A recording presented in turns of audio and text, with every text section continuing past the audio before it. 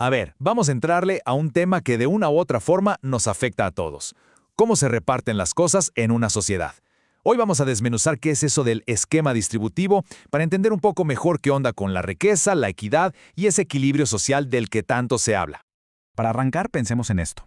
¿A quién no le ha pasado sentir que algo no es justo? Esa sensación de que las cosas no están parejas, de que el trato que uno recibe no es el que debería. Es algo, la verdad, muy humano. Y esa sensación de injusticia de repente se vuelve súper clara en momentos bien cotidianos. Por ejemplo, va uno por la calle, pasa un carrazo de esos de película, y es casi inevitable preguntarse, oye, ¿por qué algunos tienen tanto y a otros les cuesta tanto? Y la pregunta va más allá del auto, ¿no? Apunta a algo mucho más de fondo.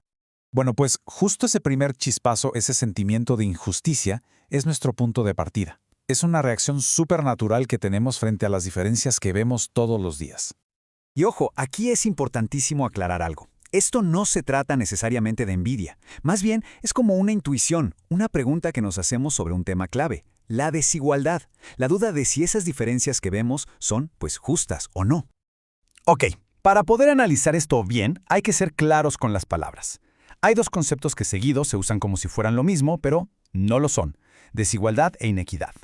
Así que vamos a ponerle nombre y apellido a las cosas. Primero, hablemos de desigualdad. Esto es bastante directo. Pasa cuando hay un reparto diferente de recursos o un trato distinto por razones de clase social, de género, de religión, lo que sea. Es una diferencia que se puede medir, vaya. Y ahora, la inequidad. Este es un poquito más complejo. La inequidad es la injusticia que nace de no darle a cada persona lo que necesita o merece, sin tomar en cuenta sus circunstancias particulares. O sea, no se trata solo de que haya diferencias, sino de que esas diferencias se vuelvan injustas.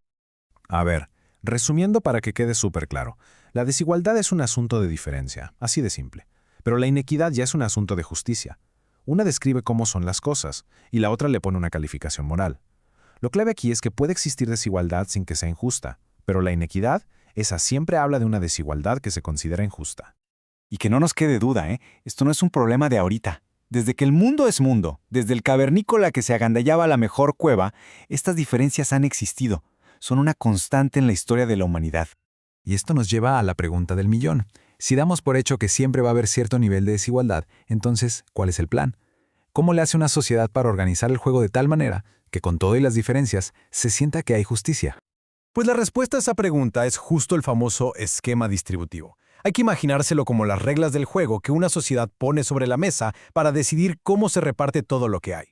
En términos más formales, es ese sistema, ese marco que define cómo se distribuyen no solo los beneficios, como el dinero, sino también las responsabilidades y las oportunidades.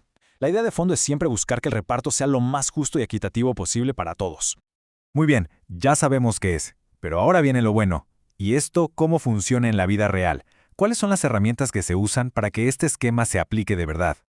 Primero que nada, ¿qué es lo que se distribuye? Y la lista es larga, No estamos hablando nada más de dinero.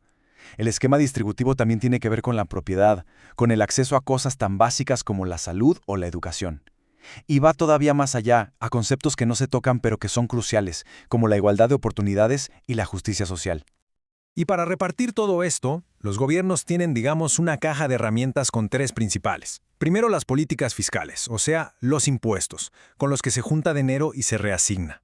Luego, los programas de bienestar social, como las pensiones o las ayudas. Y por último, las regulaciones, como las leyes de salario mínimo, que buscan poner un piso más parejo en el mercado laboral. Ahora sí, llegamos al punto final y quizás al más importante de todos.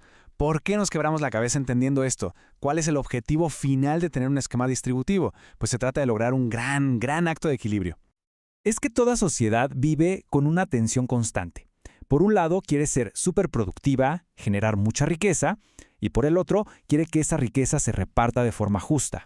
El esquema distributivo es justo el mecanismo que intenta balancear estas dos fuerzas que jalan para lados distintos. Y este es el dilema. Imaginen que la economía es un pastel.